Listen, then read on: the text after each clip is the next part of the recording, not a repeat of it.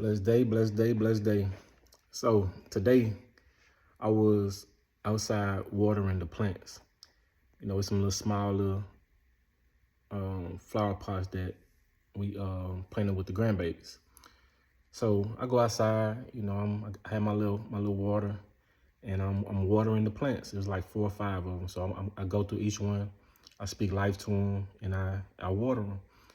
So upon me completing watering the plants, I had some water left over, and I wasn't thinking about nothing. Was just going in the house, probably just pouring the water out. And when I turned, I was facing our flower bed, and when I turned, it was a bush that was just right there, close to me. But there were other plants in the flower bed. But the one that was closest to me, I ended up just pouring the water on it, and immediately, the Lord started speaking to me. He spoke to me he spoke to me that because of the close proximity of that plant, it received from me. And the plant, the bush, it never asks, hey, can you give me some water? Can you, put that last little water on me or nothing? It was just because it was the closest one to me, it received from me.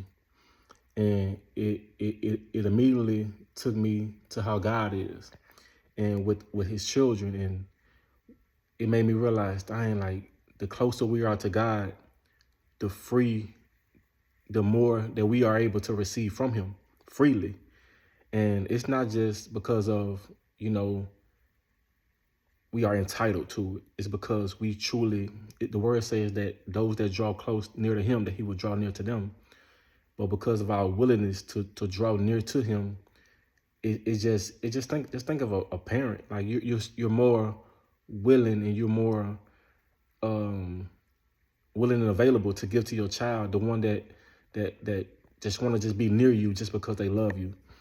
And in this particular case, this particular bush, it never asked for anything, but because it was just the one that was just closest to me, it received from me.